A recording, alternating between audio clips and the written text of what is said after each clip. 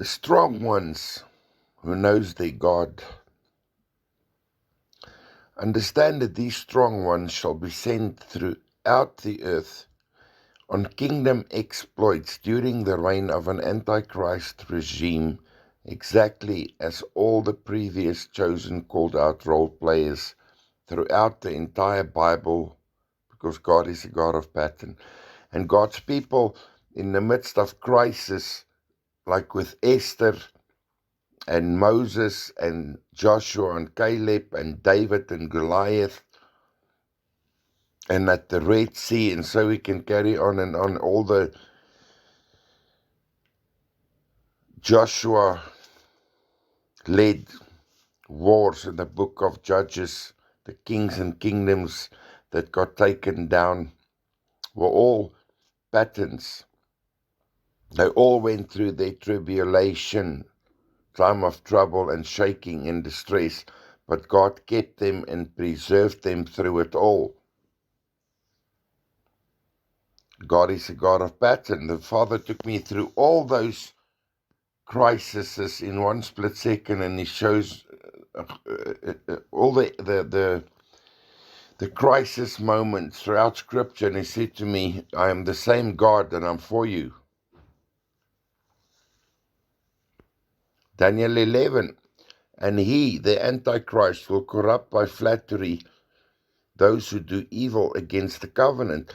And the covenant are those who violate the covenant of the kingdom. They live for themselves. They are deceived by second heaven voices, second heaven deception, that the Lord will come through the sons of God in their end time ministry, the man-child of Ephesians 4,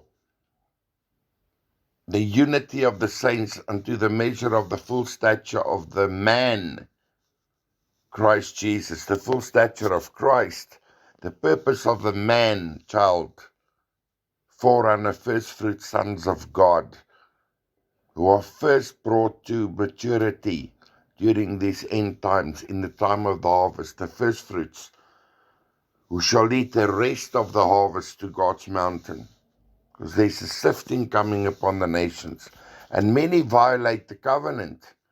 They live in rebellion against God. They are not the sown ones. They are born again seeds, but they camp on a level of salvation. They camp on lesser ground, and they follow all these false prophets and false prophetic voices. And many of them are already misled. Like Jesus said, many false prophets will arise and show great signs to deceive even the elect, if possible, because these people do not know God. According to Ephesians 5 principle of the bride, the abandoned ones who honors the covenant, we abandon ourselves through sacrifice. And there's a cutting coming forth within our hearts and minds, a circumcision. God takes us out of the world, He takes the world out of us, and He takes us out of our world, the world of self. And we die to self, brought in the way of the cross unto the death of self. Then through resurrection we enter His world unto manifested sonship, into the immortality of the glorified manifested sons. According to the Romans 8 end time final generation prophecy, the same Spirit that raised Christ from the dead will bring to life the mortal body, because the body is dead because of sin. And it links within its hope that creation itself must be liberated from its bondage to corruption and decay. Like the Father said to me, we are the coming kingdom. We come to take creation back and to cast Satan out and to crush him through the apocalypse of Christ. That's what the book of Revelation is about, the coming kingdom. The unveiling of Christ within His kings of war, the manifested sons.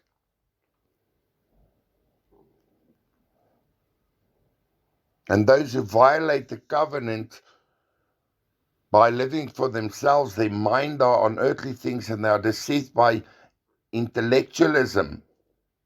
And many are led astray. And it's a sad thing.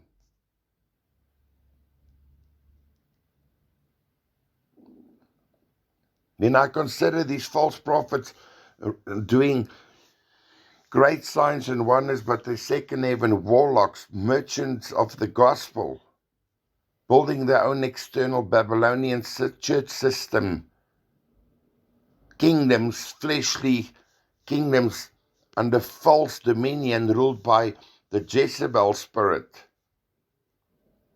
Church covering the teaching of the Nicolaitans, like the pagan priesthood which God hates.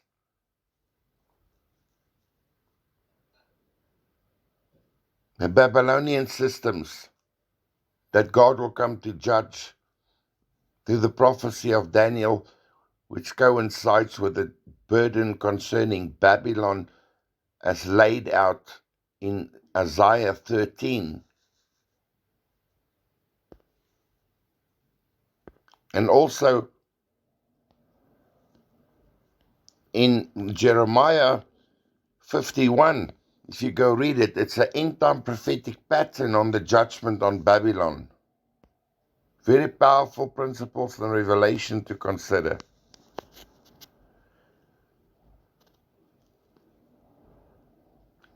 Many are flattered through false doctrine. Like Paul said, the time will come when men will not put up with sound doctrine, but according to their own evil desires, they will gather around them a whole number of teachers to preach messages to scratch their itching ears. He corrupts with flattery. It's the principle of the Antichrist spirit. Everything which opposes Christ, which usurps the authority and the place of Christ in the life of people through false religion. And that's the judgment that God declares in Isaiah 66. And the unveiling of the true bride, the man-child, and the children of the final Pentecost through the escaped ones, those who are counted worthy to escape, through which God will fulfill the Great Commission before the end can come. In the context of the entirety of Bible prophecy, through the whole counsel of God, throughout Scripture. But the people who know their God, Daniel 11:32, the people who know their God shall be strong and do exploits. And you need to go and read Psalm 110 that says, your people shall be willing in the day of your power, in the womb of the morning, because we're birthing the day of the Lord. You have the dew of your youth. It's the sons of God coming forth.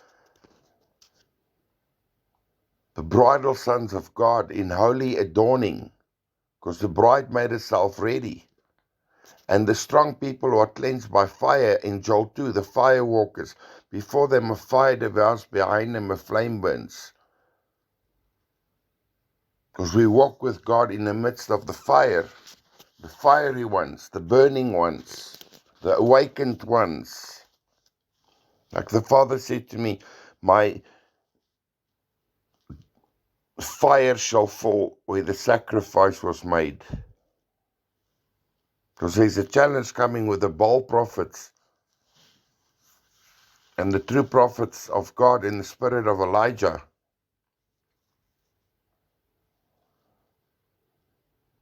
Moses led God's people out of the world systems of the Egyptian reign of a pagan king through a wilderness of tribulation, through which all the rebels amongst God's people were sifted out, and the obedient remnant was led into the promised land. Go and read Ezekiel 20. The eagle, which in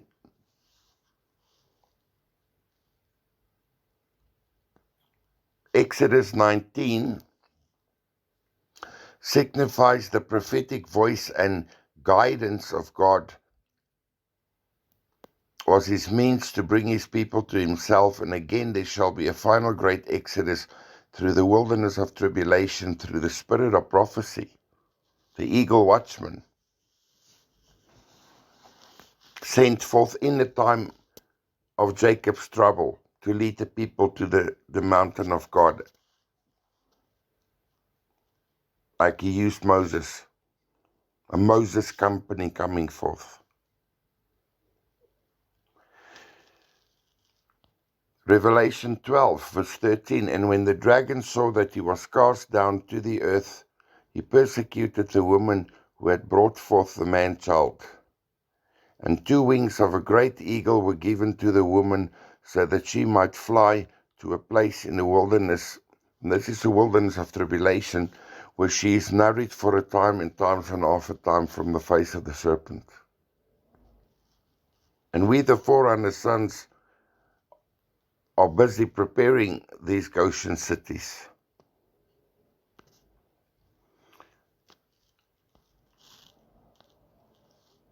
We see this type and shadow in Exodus 19, and Moses went up to God, like the sons of God went up to God in the mountain. And the Lord called to him out of the mountain, saying, Thus you shall say to the house of Jacob, Tell the children of Israel, You have seen what I did to the Egyptians, and how I bore you on eagle's wings, and brought you unto myself. How I bore you on eagle's wings, and brought you unto myself. Now therefore, if you will obey my voice indeed, and keep my covenant, not violate the covenant, keep God's covenant, then you shall be a special treasure to me above all people, for all the earth is mine. And you shall be to me a kingdom of priests and a holy nation. These are the words which you shall speak to the children of Israel. The end-time eagle watchman released by God during the time of Jacob's trouble shall lead the way to Zion through the preaching of the gospel of the kingdom. Jeremiah 31, verse 6. This is during the time of Jacob's trouble. For there shall be a day that the watchman on Mount Ephraim shall cry, Let us go up to the mountain of the Lord. Because God takes first out of Ephraim, the Gentiles, a people unto himself, which becomes the end-time first fruits, the manifested sons. Then he turns to Israel. That's the context of Jeremiah 30 and 31, and Ezekiel 37, and Ephesians chapter 2, and Romans 11, and Acts chapter 15. How Simeon confirmed that God first takes a people unto himself out of Ephraim, the Gentiles, to become his manifested first fruits watchman in the time of Jacob's trouble. And all of God's people, Jew and Gentile, Manasseh and Ephraim, was declared in Genesis 48 to be God's people, called by the name of the forefathers, Abraham, Isaac, and Jacob. This is why God says in this prophecy, I'm a father to Israel, and Ephraim is my firstborn. Jeremiah 31, verse 6, For there shall be a day that the watchman on Mount Ephraim shall cry, Arise, and let us go up to the Lord our God, to Zion, the mountain of God.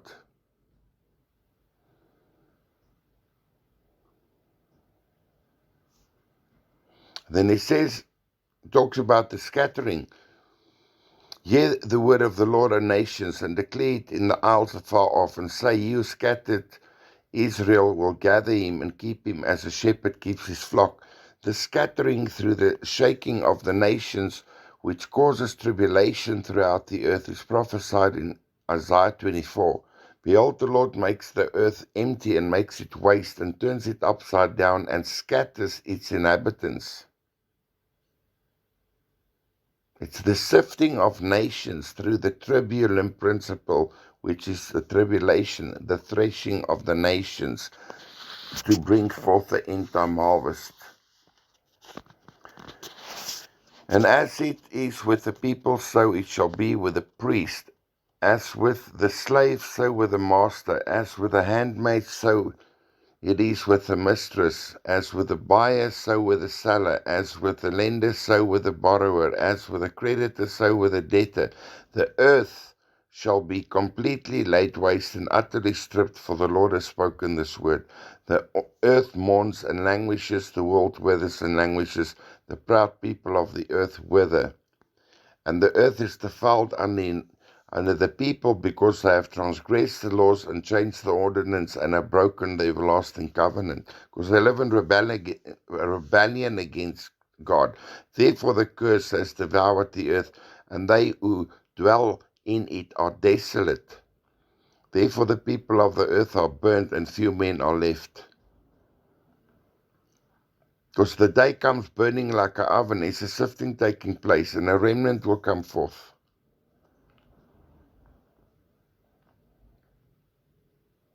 Go and read these chapters of Isaiah 24.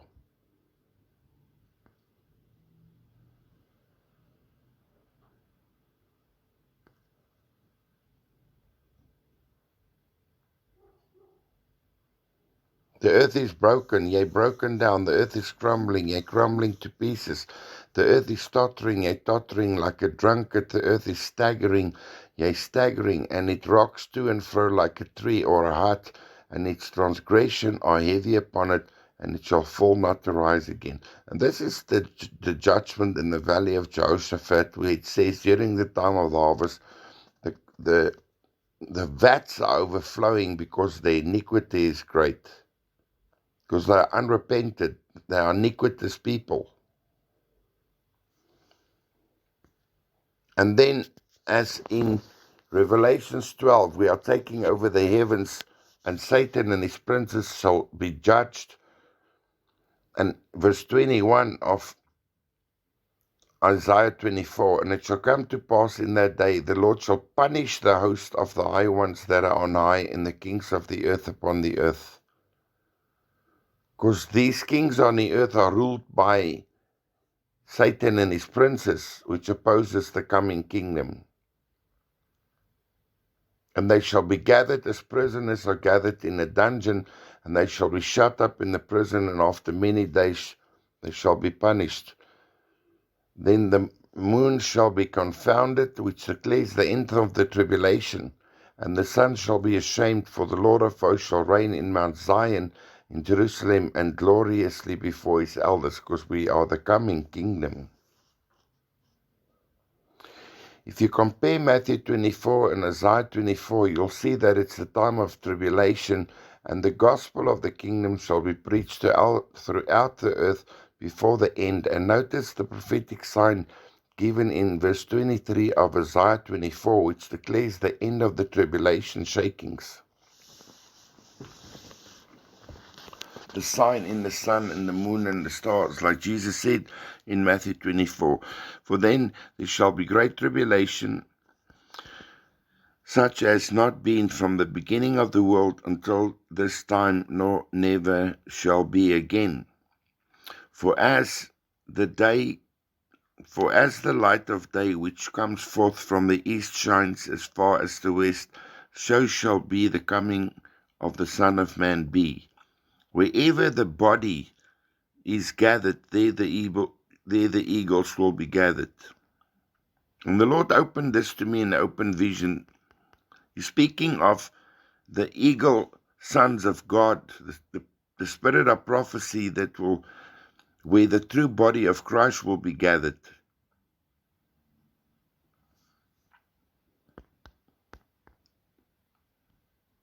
I saw the gathering of the eagles through open vision, because there's a scattering coming, and out of that scattering comes a gathering, as declared in Psalm 50. Gather to me my saints who made a covenant through sacrifice.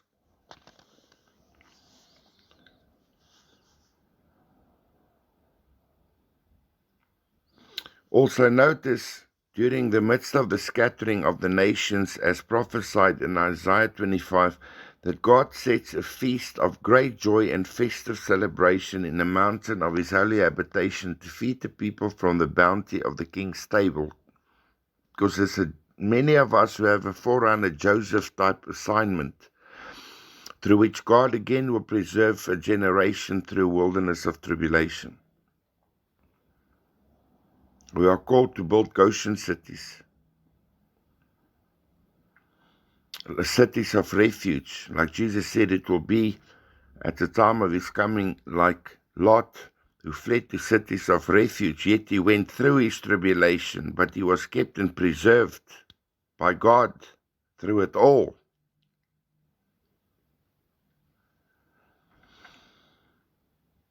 And this kingdom birthday party of the manifested sons of God, I was taken through the veil as a seer into that feast. I was there with the people in the feast, the celebration. I saw it.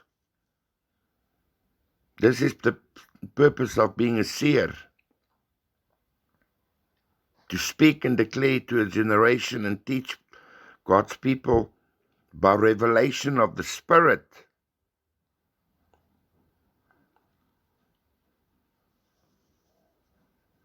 Isaiah 25 verse 6, and in this mountain the Lord of hosts shall make a feast of fat things for all people, a feast of wines on the least of fat things, full of marrow of refined wines. And I saw Jesus in open vision standing behind the table, pouring the best wine that he saved for last. And he said these words, nobody can pour a good wine like our King. The festivities are about to begin. And we're moving under open heaven as the restored, glorified Adam, because he will judge Satan and his princes.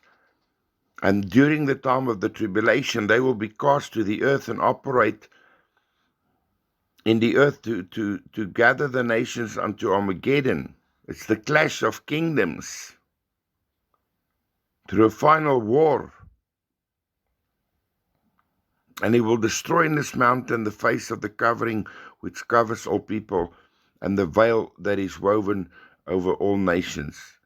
He will destroy death forever, and the Lord God will wipe away tears from all faces, and he shall take away from the earth the rebuke of his people, for the Lord has spoken it.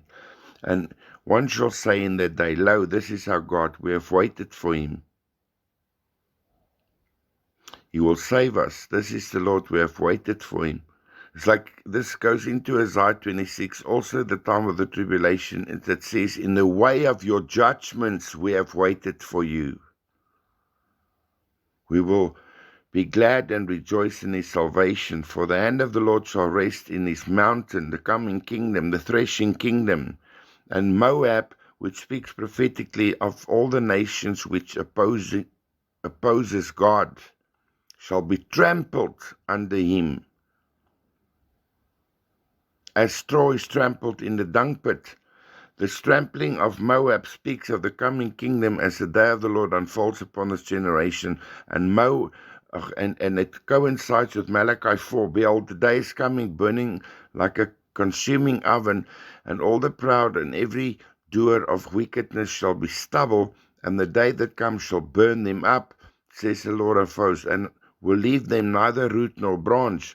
But unto you fear my name. The Son of Righteousness shall arise with healing in his wings, and you shall grow up like calves of the stall, and you shall trample. There's the threshing of the coming kingdom. You shall trample the wicked, for they shall be ashes under the soles of your feet in the day I'm preparing, says the Lord of hosts. We are the coming kingdom, like Father said to me. We are the weapon that's going to end this thing. We don't fear the tribulation because we are the trouble that is coming. We are the storm. That's Psalm 50. And Joel 2 and 3. It speaks of the storm. the coming kingdom that brings judgment to sift out the nations in the valley of decision, the valley of Jehoshaphat, where God enters into judgment with his people. Also, in perfect prophetic context, the kingdom of God celebration is confirmed in Jeremiah 31, because although it's the time of Jacob's trouble, Scripture declares God's people shall be delivered. Jeremiah 31. At that time, says the Lord, I will be the God of all the families of Israel, and they shall be my people. Remember in Genesis 48, go and read it. God calls Jew and Gentile, Manasseh and Ephraim, by the names of the forefathers. And Jacob says there, on both lads I bestow my name and the names of my fathers, Abraham, Isaac, and Jacob. Because he became Israel through the multiplication of nations. Then he says, the remnant, thus says the Lord, the people who were left of the sword found grace in the wilderness. This is the wilderness of tribulation. Even Israel, in other words, my people, when I will go to give him rest, the Lord has appeared to me from after saying, yea, I've loved you with an everlasting love, therefore with loving kindness I have drawn you. And again I will build you, and you shall be built, O Virgin Israel. You shall again put on your drums, and shall go forth in the dances of those who rejoice. Notice the celebration during the time of Jacob's trouble, the same as the celebration in the mountain of God, declared in Isaiah 25, in prophetic context. There shall be a day that the watchman on Mount Ephraim shall cry, arise, and let us go up to the mountain of our God. Behold, I will bring them from the north country, and gather them from the corners of the earth, and with them the blind and the lame, the woman with child, and she who is labor with child together. A great company shall return there. They shall come with weeping and with prayers, and I will lead them. I will cause them to walk by the rivers of waters in a straight way. This is the same as the highway of holiness in the time of the wilderness of tribulation, as prophesied in Isaiah 35. The desert will blossom like the rose, and there shall be a highway of holiness.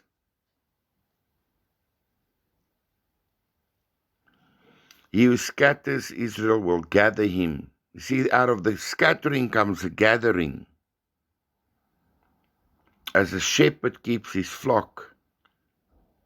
For the Lord has redeemed Jacob, in other words, his people, and ransomed him from the hand of the one stronger than he. Therefore they shall come and sing in the height of Zion, and shall flow together to the goodness of the Lord, for wheat and for wine and for oil, and for the young of the flock and the herd, and their soul shall be as a watered garden, and they shall not pine away any more at all. Then shall the virgin rejoice in the dance, both young men and old together, for I will turn their mourning into joy, and I will comfort them and make them rejoice from their affliction. And I will fill the soul of the priest with fatness, and my people shall be satisfied with my goodness, says the Lord.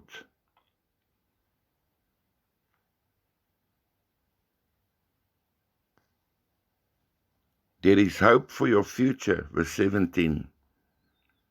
Says the Lord, that your children shall come again to their own border. I have surely heard Ephraim mourning himself, saying, you have chastised me, and I was chastised. And we the sons come through this chastisement, the rod of the Father's correction,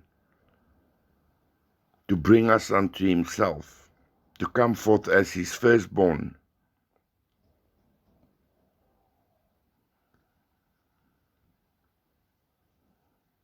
Thus says the Lord of hosts, the God of Israel, again they shall speak this word in the land of Judah, which is the kingdom principle,